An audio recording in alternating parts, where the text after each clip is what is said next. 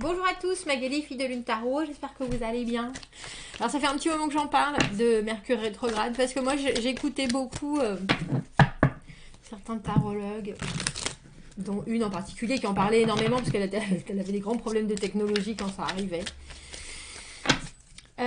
Et ce qui est dit, c'est que quand cette planète Mercure, qui est la planète de l'intellect, la communication, les voyages, repart en arrière, tout ça, ça se ralentit. Et là, il nous disait, enfin, tous ces domaines, donc la technologie, mais la communication en priorité, devient complexe. Et j'ai donc fait mes petites recherches. Là, donc c'est Mercure rétrograde du 10 mai au 2 juin. Donc 2 bonnes semaines et demie de faire attention, en fait. Faire attention à ce qu'on dit, faire attention à la façon dont on le dit, faire attention de ne pas envoyer des choses qui sont trop engageantes et dures en même temps, parce que ce ne sera pas forcément pris de la plus douce des manières ou de la plus flexible des manières. Je lisais aussi que Mercure a ralenti depuis fin avril, donc vous pouvez tout à fait avoir été dans ce brouillard depuis ce moment-là. Trouvez que la communication est délicate, trouvez que vous pouvez dire les mêmes choses, ce sera pris différemment. Donc, incompréhension, message mal réceptionné, ne signez pas de contrat, surfez sur la vague et ne vous jetez pas dans quelque chose de neuf à cette date-là. Comme je disais, ce qui a du sens, on n'en a plus. Du moins, les mêmes personnes peuvent prendre les mêmes choses très différemment. On n'arrive pas à trouver les bons mots, mais un pied dans la mauvaise direction. Mais il nous disait aussi que rien n'était vraiment catastrophique avec Mercure rétrograde. C'était juste très très ennuyeux. On a le valet d'épée à l'envers. C'est ça, j'en dis beaucoup et puis j'en fais peu. Et en même temps, vu que mes objectifs sont même pas très précis pour moi, puis que je sais pas trop pourquoi je dis des choses, il y a des fois, je ferais mieux de tourner ma langue cette fois dans ma bouche ou de me mordre la langue pour éviter de dire des bêtises. C'est un peu ça. Donc on va faire un tirage où il faut prendre le temps et utiliser et prendre du temps et l'utiliser pour renforcer notre relation. On va faire un tirage pour vous et pour la personne. Alors j'ai mis l'autre, que ce soit un tirage amoureux ou en tout cas c'est un tirage relationnel, un tirage de communication. Et puis on va voir les effets de Mercure rétrograde sur vous et sur l'autre. Mieux se comprendre, mieux s'accepter. On fera une extension à ce tirage. Vous trouverez le lien dans la petite boîte juste en dessous. Donc, si vous êtes en ce moment dans une communication compliquée et que les mots vous parlent dans le tirage général, allez écouter l'extension. C'est ça une synchronicité. Ça veut dire que c'est pour vous, ici et maintenant. Et on ira faire l'extension de l'autre côté. Comment vous êtes-vous perçu, ce qui vous sépare et comment faire ce travail vous-même, surtout, pour réussir à bien surfer et pas se noyer sur cette communication qui peut être vraiment faite de choses qui sont juste mal perçues. J'ai pris le Tarot. Donc comme l'habitude, cette extension, si elle vous parle ou si vous voulez me soutenir, vous achetez l'extension aussi. C'est tout aussi apprécié.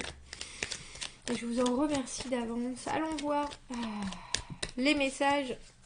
Donc je suis assez intéressée moi-même parce que c'est vrai que ça fait un petit moment déjà. Mais c'était dû à cette nouvelle lune en taureau. Ben, vous avez 2 cartes qui vous représentent. Nouvelle lune en taureau et là il y a la pleine lune en scorpion. On a envie de stabilité et en même temps on est prêt à faire péter tous les murs. Donc c'est pas forcément le plus facile. C'est pas forcément le plus facile. Vous, cavalier de bâton, je vous ai dit, oh, j'adore. Cavalier de bâton et l'étoile, il y a quelque chose d'hyper positif, d'hyper solaire chez vous. Alors peut-être que c'est dans ce que vous ressentez aussi, mais l'étoile, c'est quand même une des cartes avec le soleil les plus positives du tarot. Cette idée que de toute façon, vous avez compris, vous, que quand il se passait des choses, c'est parce que ça avait des raisons, des conséquences. Alors effectivement, quand vous faites les choses et quand vous ressentez ces énergies-là, vous essayez de comprendre le pourquoi des choses, autant de votre point de vue que de l'autre, j'allais dire. Et l'autre, c'est l'amoureux. L'autre, dans ce tirage, si vous avez quelqu'un en tête par rapport à cette communication et Mercure rétrograde, c'est l'autre qui a des options. Alors ça peut être des options d'être, c'est-à-dire un comportement qui ne lui convient plus et il pourrait tout à fait le changer, ou alors un comportement au contraire qui lui convient très bien et il ne veut pas en changer. Ou alors, cette personne vous regarde en en se disant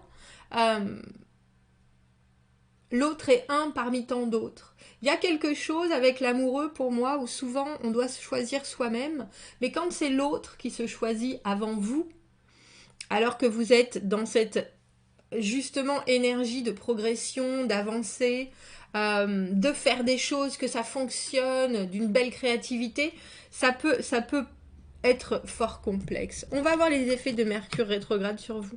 On a le 5 d'épée à l'envers. Ben vous n'avez pas particulièrement envie de vous battre.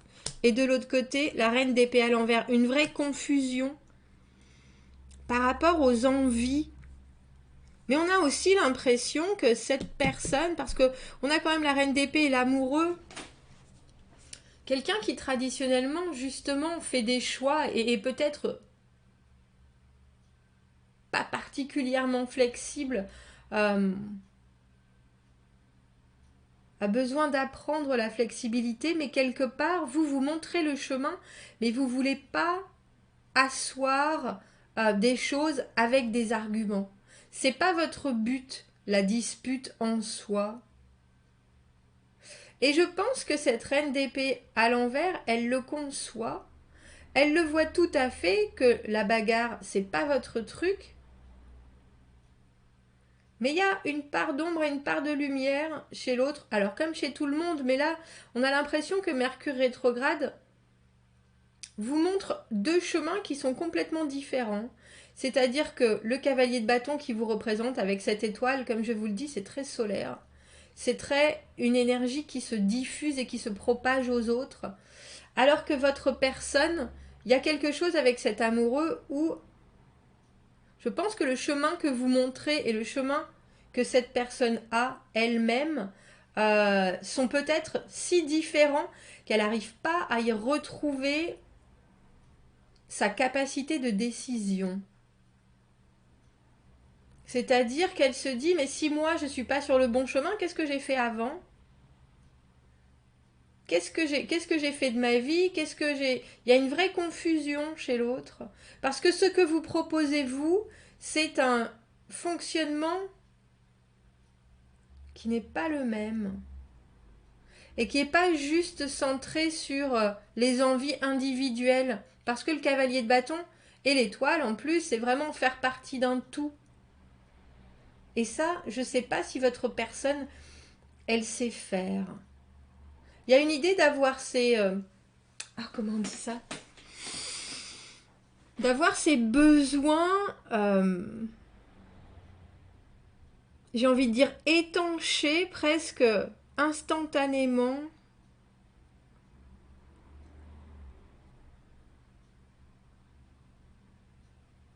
Et c'est peut-être pour ça que quand vous montrez juste la route, avec toute cette lumière, l'autre est perdu.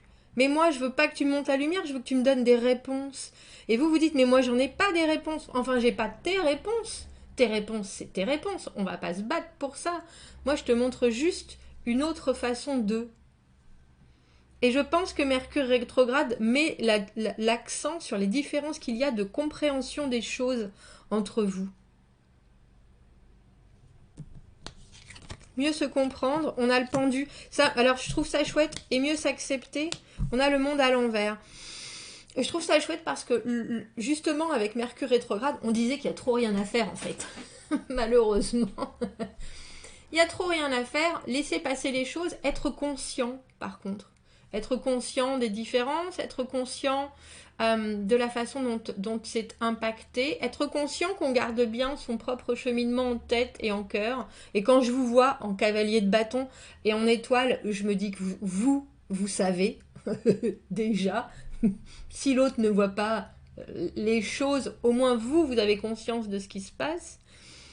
Mais le pendu, c'est regarder la situation se dénouer, un peu comme si vous acceptiez que l'étoile qui vous accompagne, elle mette son grain de sel chez l'autre, parce que vous avez fait le travail, je pense, en tant que cavalier de bâton. Il y a quelque chose chez vous qui est très créatif. Je cherche des solutions.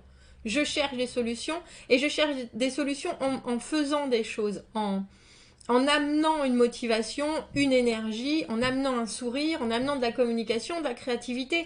Il y a vraiment un cheminement de votre façon de fonctionner. L'autre en face est là. Ah ouais, mais peut-être c'est à droite, mais peut-être c'est à gauche, mais peut-être je sais pas, mais peut-être c'est moi, mais peut-être c'est les autres, mais peut-être c'est moi, mais peut-être c'est toi. Vous voyez ce que je veux dire? Et vous êtes là, mais peut-être, effectivement, avec ce 5 d'épée, vous vous engagez pas dans la bataille, dans la dispute. Oui, mais peut-être, mais tu sais quoi? En fait, les peut-être, on s'en fout un peu. Le truc là, c'est qu'il n'y a pas besoin d'argumenter, il n'y a pas besoin d'avoir raison absolument. Moi, je te montre un chemin, une méthode. Et l'autre est perdu. Parce que j'ai l'impression que c'est peut-être lui donne aussi la capacité et le droit de ne pas choisir et du coup de ne pas avancer, tout simplement. Parce que la reine d'épée, les effets de la reine d'épée à l'envers sur votre personne, c'est justement une espèce de stagnation dans le brouillard, tout en remettant la faute sur tout le monde, à part sur elle-même. Parce que la reine d'épée à l'envers, c'est quelqu'un qui est d'une mauvaise foi terrible. Elle dira jamais j'ai tort. À aucun moment elle dira j'ai tort. Si elle dit j'ai tort, c'est parce qu'elle vous a jeté de l'acide dessus. Et que là, elle se rend compte que ça ronge. Vous voyez ce que je veux dire? Elle est méchante, la reine d'épée à l'envers, des fois. Et j'ai envie de dire presque, elle est encore plus méchante quand vous... Alors j'ai envie de dire l'ignorer, mais quand on a en face de soi quelqu'un qui est dans la... en train de danser d'un pied sur l'autre, il y a plusieurs tactiques et la vôtre, c'est de pas aller dans le t'as raison ou j'ai raison, justement. C'est pas le plus important. Mais parce que je pense que vous savez que ça nourrit une énergie qui n'est pas celle que vous voulez donner, qui n'est pas celle que vous voulez transmettre. Le cavalier de bâton, il transmet. Et cette personne-là, elle voit pas le... J'ai même l'impression qu'elle voit pas le but. Qu'elle voit pas votre but. Qu'elle comprend pas votre but. Parce que c'est pas comme ça qu'elle fonctionne. Parce que vous êtes ouvert sur l'extérieur. Et là, je vous montre la carte. C'est pour ça que j'ai pris le tarot, mais... Vous voyez, il y a un tout-puissant tout en haut, celui qui doit choisir pour eux presque. Alors qu'en fait, eux, ils ont déjà pris la décision. C'est très fermé. Et mieux s'accepter avec ce monde à l'envers. De toute façon, on vous dit...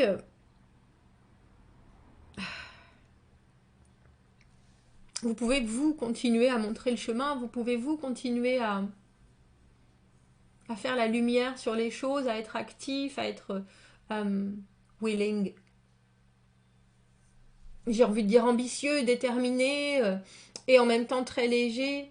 Ça ne vous empêche pas, vous, de progresser, même si la situation est comme elle est, et que certaines personnes n'ont pas justement pu voir là où il y a encore des trous dans le gruyère. Mieux s'accepter, c'est aussi se dire que les situations et la vie n'est pas parfaite, hein, bien entendu, et qu'il y a des fois où c'est pas forcément toujours harmonieux. Mais il y a aussi, c'est intéressant, j'ai l'impression qu'il y a aussi dans ce tirage quelque chose qui vous dit c'est pas forcément votre bataille.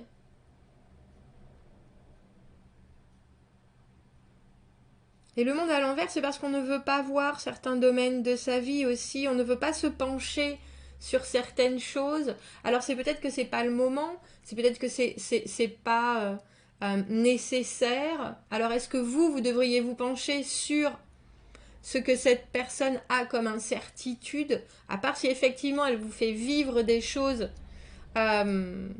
qui sont, j'ai presque envie de dire futiles peut-être pour vous, mais très très importantes parce que au centre de son monde pour elle, il y a quelque chose avec ce pendu où vous pouvez regarder en spectateur et vous pouvez très probablement donner des conseils assez neutres. Mais cette personne et l'idée de mieux s'accepter avec ce qui se passe dans cette non-communication, c'est aussi de ne pas fermer de porte. Ne pas fermer de porte, messieurs, dames. Prendre le temps de penser en conscience. Oui, c'était ça. Évaluer son système de valeurs et de prise de décision. Cette personne-là, il y a quelque chose qui la chagrine dans sa non-prise de décision ou dans sa prise de décision. Et je suis même pas sûre qu'elle en soit consciente. C'est-à-dire que peut-être que son système de valeurs est tellement basé sur des choses qui ne fonctionnent que dans une hyper fluidité, parce que l'amoureux, si on regarde dans le tarot anglais, c'est une connexion absolue, et que dès qu'il y a quelque chose qui déconnecte, cette personne, elle perd pied. Elle perd pied, et du coup, au lieu de remettre en question juste le moment, elle va remettre en question la connexion en entier.